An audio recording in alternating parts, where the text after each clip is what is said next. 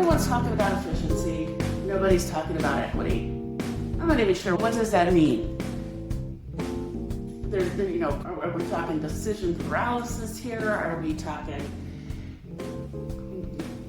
complete agentic AI? Where are we going with this today? In this day and age, technology is moving so fast, I don't think any of us knows where we're going with making decisions. But we probably got to figure something out. And because AI's taken over, it seems like, it's getting dumped in every piece of software that you could possibly think of using. What do we tell people to do with it? Well, let's ask AI. Cheers. Cheers. So what are we drinking today, Karen? Dead man's boots. Woo! Now that's not something you'd think would taste good. No, you wouldn't, would you? But it is my perennial favorite. We found it, we mentioned in one of the episodes that we love our High West distillery in Park City. And so, yes, we do buy the double rye in the convenient family size. That's what we're calling it. That's what we're calling it today. So today we will post this link on the notes. Dead Man's Boots is one of the first ones when the distillery came out. It's been on their menu ever since. Actually, I'm not even sure it's on the menu now. Wow. But you just know to ask for it. And it's a great mix of double rye, tequila, some lime, and here we go. Hey, I'll drink to that. I will drink to that any day. Definitely check the show notes for this one because I'm usually a bourbon, not a rye person. And this is by far, you gotta try it. Yep, absolutely. And you heard it here first. I'm Karen Sullivan, keeping your marketing scalable. A little crazy, but definitely on the straight and narrow. And I'm Shay Nelson, making sure that all the legal stuff that goes with your marketing or your AI doesn't come back to bite you. Or as we call her, the buzzkill. What are we gonna say? I don't know how much buzz you can kill when you put double rye and tequila in me, but we'll see how this episode. Fair enough. So how are you using AI? How am I using AI? My AI use has evolved, and I love telling this story. Again, being the introvert, I sit in my office all day. So when AI started talking back to me, I was like, oh, this is cool. It's weird how we introverts have started to like AI. Yes. And it's almost like the person that you can talk to, and I don't want to say necessarily like always agree with you, but they're also going to shut up when you don't want them to talk. Yes. Like there's something that's like, it is the person right. I want without any of the people I don't. I know that probably sounds crazy, but. That was the attraction to begin with, right? And so that was all good. And then I quickly discussed, plus I'm a geek at heart, and I just find it fascinating. I'm also a Trekkie, and I've named my AI computer. Not yet. Live long and prosper. But it is coming. So I just find that fascinating that you can ask anything in a normal language, because I did struggle with search and finding the results I want. But now you ask it a real question, you get a real answer, or as real as can be expected, right? Sometimes you get some gobbledygook, but. So that was fun for a while. And then I realized that because I also have a really, really strong tendency to overthink something. And I've always thought to myself, and I've told my team whoever I'm working with, the absolute worst thing you can do is have a blank piece of paper. I think this is blank, yes. A blank piece of paper to start with, right? Mm-hmm. Because you kind of know what you want, but you don't. It's blank. And I will personally go around in circles just trying to put something down, those first few words. So I have found it really useful because I can articulate what I want. Right. If we're going to sit across the table, I can tell you what I want. Yeah. It's just getting from A to N. Exactly. Yeah. So it has been hugely useful for me to tell AI what I want. And I don't have to like it. I don't have to use it. But it sort of breaks that creative barrier, breaks the ice, and gets things moving. And there are a lot of things. Well, I'm also a verbal person. Okay. So I always tend to write things. I want things in writing. I want them very concise. I want them, and I can dial in on that. So I personally like it a lot. I'm very hesitant to tell people when I do and when I don't use AI. But I do find it very useful. I'm also absolutely amazed, again, being a small shop, always working with smaller organizations. We don't have the budget for video and photography and a lot of the models, for example. And I've really in the last maybe 6 months, really been experimenting with images and video and photography and had really excellent results. So is it super creative? Actually, in some cases, it really is. It isn't necessarily things I would have thought about. But I always have the choice, it's a choice whether to use it or not, or go back in and ask for edits. But so that's how I'm using it. Okay. Currently. Yeah, and I think that's absolutely fair. Using it to get started, to ask for those edits to kind of refine, I think all of that's definitely reasonable. And especially as, smaller business owners ourselves, working with small businesses, using it to get a little bit of that advantage that, I don't have a team of 20 people. I'm not bringing a bunch of models into the office for a photo shoot or a video shoot. I don't have a gazillion hours in the day to put out content, right? It can certainly be helpful for those things. The other thing that I've discovered, and some of the things that come very quickly to other people who have studied it or have a background, and I'm not necessarily going to say legal or whatever, but I'll use my son, for example, who has a degree in media communications. And so just the concepts and the workflow and the progression of putting some of this content together, there's a speed to it just because they take it for granted. Yeah. And that's not something that I ever learned or internalized. So I've found it's like getting inside somebody else's head. Yeah. A lot of people's heads, actually. You gotta be a little careful, right? Because at least a few months ago, I was describing AI as it's sort of like the dumb intern, right? Mm-hmm. Super enthusiastic to work with you. It's fresh out of college. It's got that shiny new degree. It has a lot of book sense, right? It knows a lot of stuff. And sometimes that bright, shiny new intern is just flat out wrong because it doesn't have any real world experience, right? It starts conflating different things and kind of muddying stuff up, right?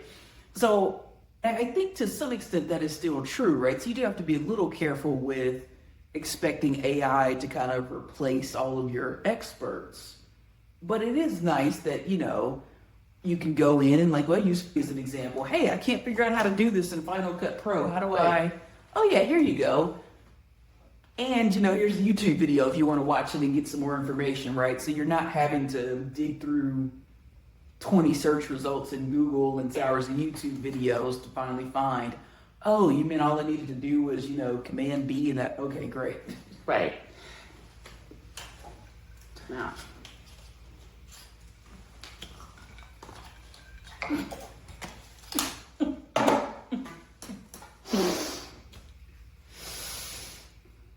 Oh, God. Oh, I might just turn it off. There we go.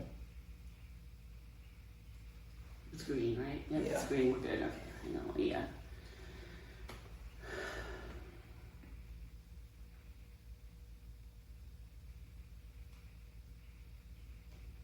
Hey Siri, open voice memos. Speaking of AI. Okay then. So maybe we sound a little bit better now. Well, speaking of AI, we can use it to improve the audio quality from before we turned on microphones. Exactly, right? Exactly.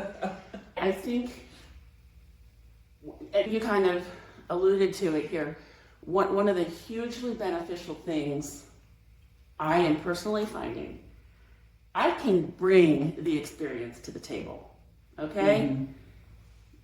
age has its privileges, right?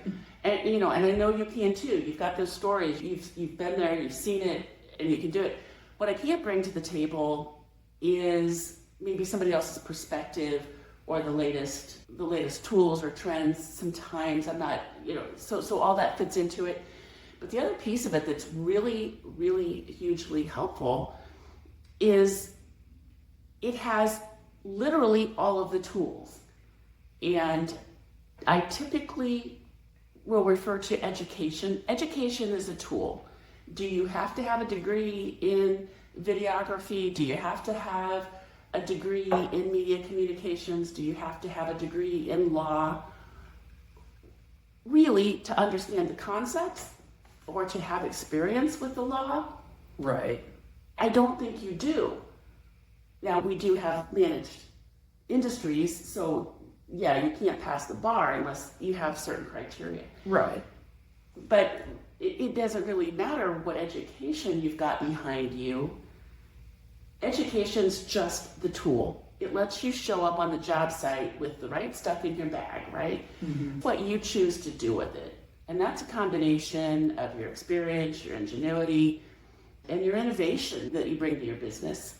And those things are inherently you. You have to bring those to the table.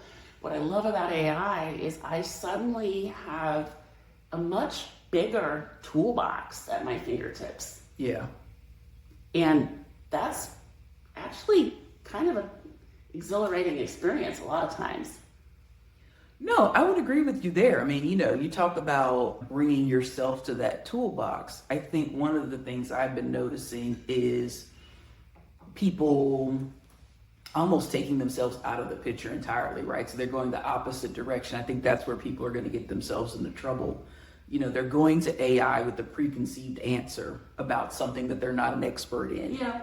And really, kind of playing around with the prompts to try to get the response that they want instead of, oh no, but have you also considered this? So they're not asking for, hey, I need to make this business decision. Give me the pros and cons, give me some options. They're saying, hey, I want to do this regardless, right? Right. So it's like, here's the fact. Am I right? Oh no, well, let's change the story up a little bit. Now I'm right? And I think that's where people are going to kind of get themselves, they're taking almost the human thinking out of it and getting a little overly reliant on, oh, what the AI said. I think there's a real danger in that, and certainly I've seen some of that. But I will also tell you, I have seen examples, and I don't mean 5 years ago, I mean 5 weeks ago, of clients who it really doesn't matter. They're not even asking AI. They know what they're going to do. Yeah. We've all had those clients. Yeah. Doesn't matter what I tell you, you're going to go do this. That's human nature. And I am finding more and more that AI is a scenario the other day where I went into it with, I knew what I wanted out of it. I wanted justification for a questionable decision, right? Uh-oh. And I'm not going to say what that was, but I don't remember. I think it was Claude was where I was asking the question. And it was not going to give me an okay. It was not going to tell me, it gave me all this other stuff. And it's like, wait a minute. I want the deep dive. I want to know this stuff is out there for a reason. I want to know the myth behind it. I want to, whatever. It was not going to. So I think AI is getting smarter. Now when I have to start calling the Skynet, I'm going to be a little afraid, but that has been the weird, interesting things. I play around with Gemini the most, and now that it started hey, do you mind if we dig into everything in your Google Drive, everything in your Gmail, right? It's just oh wait, you might be getting a little too much information at this point. right. And you can kind of see where it is connecting dots and finding things that searching my email would take me way longer to find. Mm-hmm. And at the same time where it's also making mistakes because it's connecting two things that really had nothing to do with each other. Right. So there's the concept of training. You do have, it is work. Yeah, it is a staff person, but I think more moldable and trainable than a lot of your human staff people. It doesn't question. It does questions. It doesn't talk back. Right? There's no attitude. It doesn't show up late. There's It no doesn't mind attitude. working late. Right. It does learn. It remembers. And like it or not, sometimes that's hard to find in people. Yeah. I think there's even a level of critical thinking sometimes if you do the training of it. And that's the hard part. I truly think most humans don't have the patience to train it. Mm. You know, and might be some of the problems we have with kids these days, right? But it's kind of the same thing. If you don't have the patience to train it and tell it when it's wrong and Yeah, you do have to be willing to question it, to redirect it, to shift it around. You have to spend some time, I think, getting your prompts together and saying, hey, I want this. Oh, it gave me this response. I didn't like it. This is what I'm going to change in the prompt so that next time it gives me something better.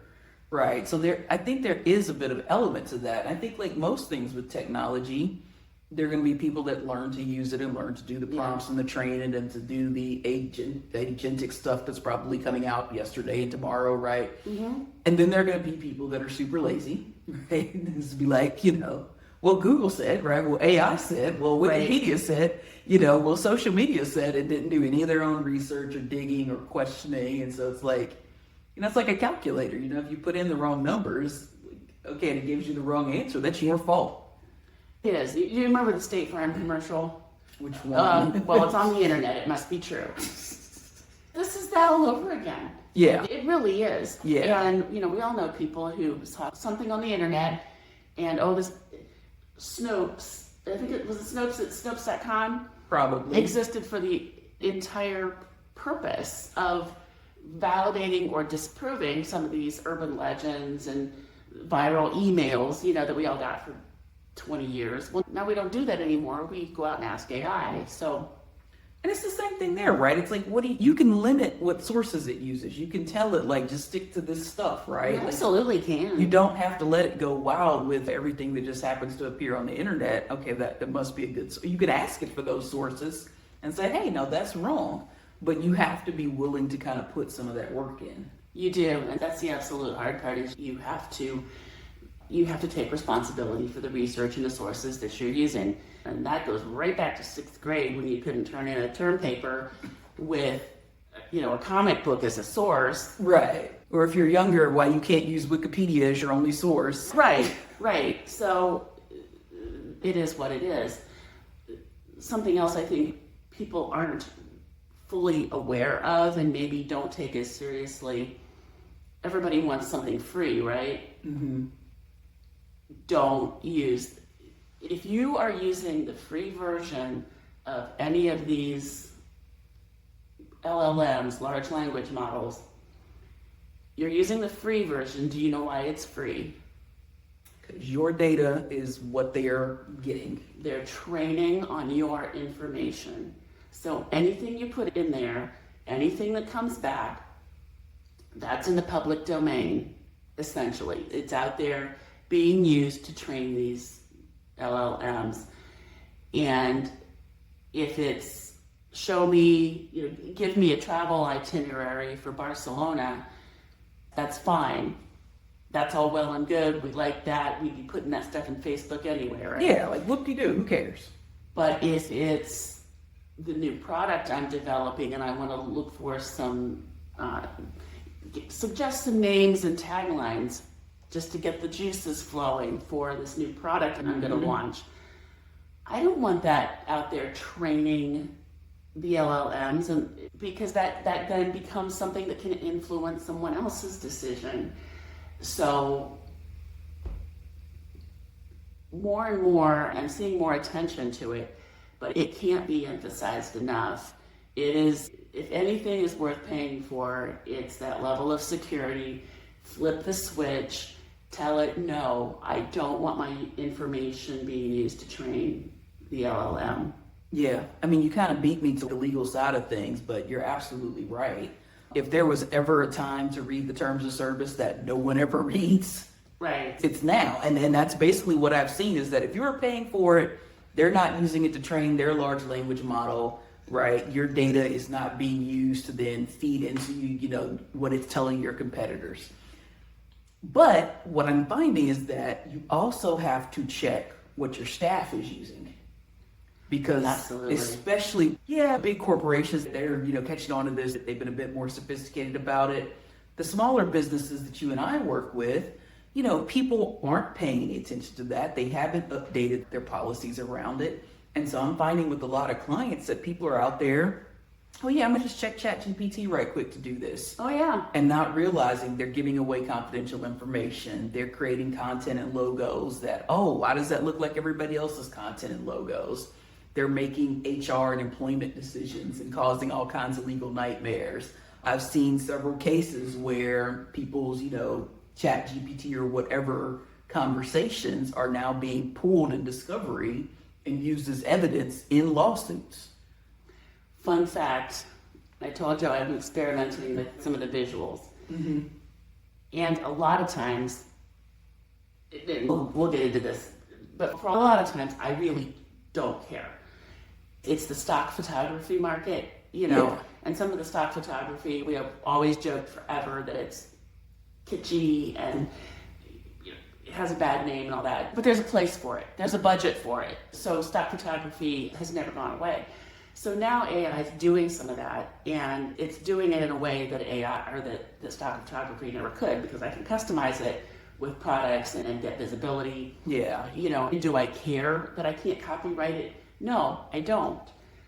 Does my client care? No, they don't, because it just doesn't matter. Yeah, the photo on a blog post, who cares? Right. So that's all well and good. But through some of the experimentation, I ran it a couple of different ways through ChatGPT, and it was behind my paywall, so to speak, right? So it was in my paid version, and I got an ad. This is a reflection more on my prompt than anything else. I gave it a pretty vague prompt just because I wanted to see what I would get. It came back with something that looked really flashy. It wasn't quite right, and it really didn't fit the brand I wanted to use. It looked really flashy, and looked, but it did have that coordinated sort of Canva, well put together look, right? Okay. But it didn't fit my customer's brand. We didn't use it, but I made note of it. I kid you not. Another small business, 2 days later, similar market, similar products, I saw that exact same graphic layout. Oh, wow. Combination. It was a different sale, different promotion. Okay. But the layouts were terrifyingly similar. So, I was glad I didn't use it. But, that's something to think about, because even if I'm not putting in confidential data, they're pulling from the same resources, right? Yeah. So maybe theirs was out there first, and that's where mine pulled it from. I don't know, and way more trouble than I want to go to. Yeah, and it's going to create, I think, some really interesting questions around copyright, originality, and we've talked in the past about trademarks, and is this one confusingly similar to that one?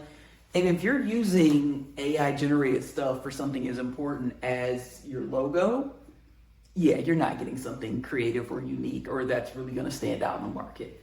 But you're not getting that if you're buying it off of Fiverr.com either. Well, that's true too. I can't tell you how often clients have been saying, "What do you mean? I paid somebody to do this." Yeah, exactly. How much did you pay for it? It's like $50. Okay, well, that's not really. They didn't give you anything. They changed the color. Right.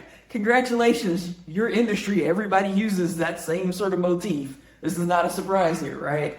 I've heard Amazon is having problems with a lot of the self-published books on the Kindle platform, and how much of that stuff is either AI generated or accused of being AI generated, and whether right or wrong, and that can ruin an artist, or an author's entire reputation. Exactly. Exactly. So I think for a lot of this, we can talk about using it in a marketing context, right? If you're doing a blog post, something you're an expert in, right, and you're using it to get that, hey, I'm staring at a blank piece of paper, I know what I want to say, but I just need to get started. I don't think there's anything wrong with that, but what I think everybody has to do is to go back and put a human in the loop, right? Yes. Don't just take the draft that you got from AI. Go back and take it as a rough first draft and add your voice to it, add your actual experience to it, make it sound like you. And yeah, who cares if somebody puts it in one of these, websites and is like, yeah, this might be like 60% written by AI. As long as your customers, your clients know that, oh no, that actually sounds like Karen. It's not AI gobbledygook. It's what she would have told me in the office anyway. I don't think there's anything with that. Yeah, I'll be the first to admit, I will quote sources. I love quotes anyway. So, that's not new. And I've told clients for years who stressed out over social media, I'm not proud. I'll repost something good that somebody else wrote. I really will, as long as you have the right. But in that case where it really was created by humans, attribution, all that kind of stuff. The point is, you don't have to put out 100% original stuff all the time. With the caveat that if you want to own the copyright, right? If this is something, I'm not talking about your free stuff that you put on your website and your marketing materials. I'm talking about when I've got clients that are course creators, content developers, whatever, consultants where they might be selling their content, right? If you want to own the copyright, you had AI create it, you don't own it, right? We're not getting a copyright for that. And the Copyright Office has been very clear about that. Yeah. So that's kind of the one caveat. Copyright's meant to protect human expression, and they've been very clear about trying to preserve that in this day and age. And so drawing that distinction between what's free and I'm just trying to get or not free, but what am I just trying to give away and get my thoughts out there? What am I trying to streamline in my processes? Do I really need to write every caption for every social media post, right? Half of them aren't getting the engagement you want anyway, right? Yeah, use AI for that stuff. But hey, I sell this content or I'm planning to sell this content. All right, that's not the place for AI. At least not for your final draft. Agreed. And I think the hard part there is clearly there's not a black or white line in the sand. Yeah. Because I would argue that at this day, and I think we've made the point before, it's really hard to come up with something that absolutely no one has ever thought of before. Yeah, there's nothing under the sun, right? And if anything, you're putting your unique spin on it with your personality and your branding. And as a creative, I would love to believe that it's totally new, but I really don't think it is. It's a puzzle of what you can claim is that nobody else is using. So you have to be judicious on some of that. I don't think it makes sense to refuse to use AI. I know there are a lot of security issues, and I'd actually love to have this conversation with a couple of IT folks that way above my expertise, but there's a much greater awareness of the security issues, and I think it is being built into there are platforms out there that are bringing that security to an enterprise level. So your team is working behind that paywall. And even some of the individual LLMs, I know Claude's got a version, ChatGPT has a version. As long as you're paying for that workspace, and you encourage your team to work when they're logged into that workspace account, then you have some privacy there, some security. Yeah, and I will say, just because we'll roll the disclaimer somewhere in the final production, but definitely what I've heard from my colleagues at some of the bigger law firms with the big corporate clients, if you're in a highly regulated industry, playing around with AI and letting your team play around with AI, definitely have that conversation with the IT first.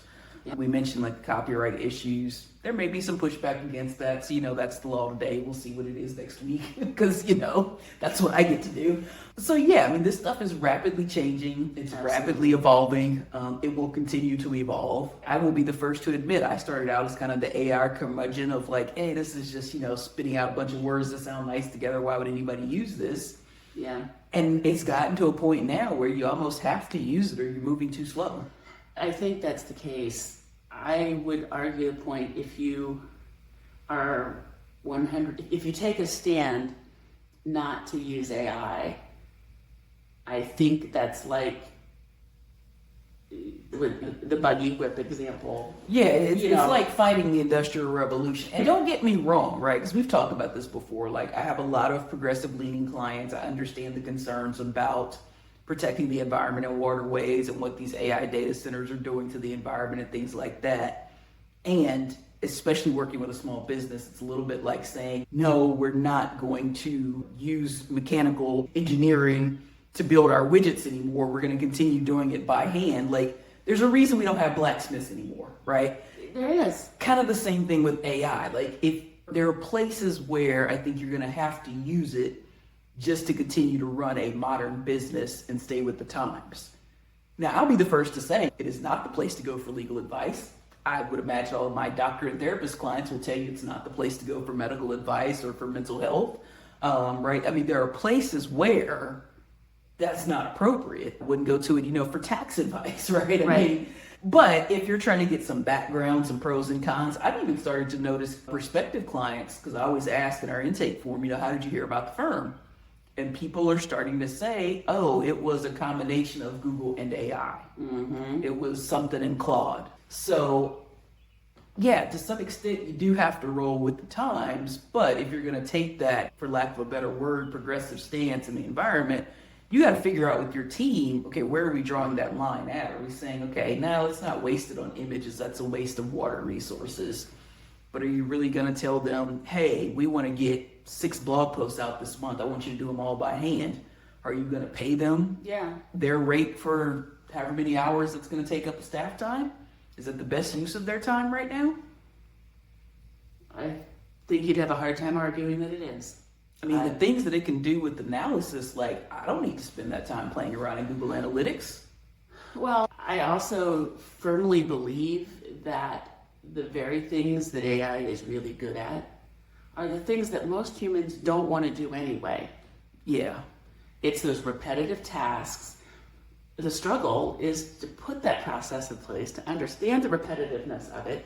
And that's exactly the same hurdle you have when you hire that intern or you hire that new graduate or hire anybody off the street. Those processes, those things that you haven't routinized in your daily workflow, those are the things that are going to trip you up with AI. They're the same exact things that trip you up with the people you hire. And, I've seen a lot of stuff even about onboarding. So also seen a lot of really funny memes from graphic designers that say, threatened by AI? No, because then clients will have to know what they want. And our jobs are safe, right? It's very funny, but it's also true.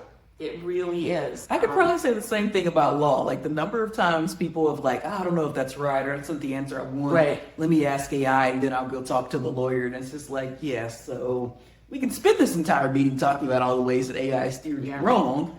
Or you could just let me do my job. Yeah. And I think that's actually a really good topic for another, because we can agree we have all of these wonderful resources out there. And I think the argument can easily be made, we've never been smarter. And at the same time, there's only so much our brains can take on and do in a single day. So you still have to let some of this stuff go, right? So to go out there and ask AI, what do I need to know about this, and this to ask my physician when I go in for my annual wellness exam, that can make me a smarter consumer, because the physician doesn't have time in their 10-minute slot to educate me. Yeah. So, I think there's a lot of good that can come out of this stuff. We have to be smart humans to use it. Yeah. And I think that's a great takeaway, is we still have to continue to be smart humans, right? I will still tell clients, keep humans in the loop, make sure humans are still supervising it. You never take something from AI and immediately publish it without a human actually laying eyes on it. And for all the fear mongering in the news about, is AI going to wipe out whatever ungodly percentage of jobs? I think at the end of the day, people don't want that, right? People want to know that there's still a human in the loop. Yes, I truly believe that. truly believe that. What has always gotten us in trouble from literally the beginning of time is the humans that don't know what they're talking about or have their own agenda. Yeah. You know, we've never been without that. We really haven't. So, Well, and to your point, it is a chance to at least vet your service providers a little bit. use it as a tool. Yeah. Yeah. I mean, Use it as a tool. an effort of people using it to create just decision-making frameworks. You know, I'm trying to decide between 6 lawyers or 5 web developers or whatever. What do I ask everybody? How do I evaluate them? What should my criteria be? Right? So Right. things like that where you're still thinking, but you're bouncing ideas off of it maybe, Yeah. is probably one of the better uses I've seen for it. Now, the marketer in me will tell you, though, where do you think they're getting that information? Yeah. So if you're not showing up, you're not putting your thoughts out there and representing your brand and representing what you're all about and giving the agentic search something to find, you won't even show up on the short list. So more than ever, what you're putting out there as a human, wherever you're getting it and however you're compiling it, what you're putting out there is way more important than ever. Well, and maybe that's an episode for another day, because what does SEO even look like in the age of AI search? It has completely changed just in the last 12 months. The statistics are completely different than what we're used to. And I think this is probably the best place to wrap this up, because quite honestly, by the time we get this published, It'll be somewhere else. the rules are going to change. And it is what it is. It is what it is, but I will say this is what I think we both like about working with small businesses, and that's we get to work with the innovators. Yes, we do. We're not tied up with corporate red tape. We can see where the cutting edge takes us and ride that wave. But I think, you know, this is one of the few episodes where we're probably going to agree and say, yeah, ride the wave. Just be a little careful, right? At its core, small business will always be human. I will drink to that.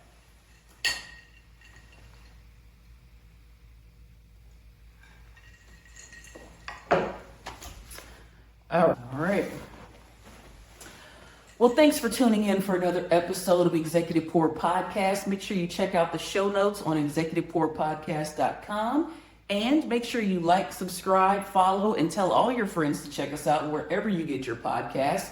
Apple, Spotify, even on YouTube. Check out the video versions. And you can find us on social media as well. Until next time, the bar is open.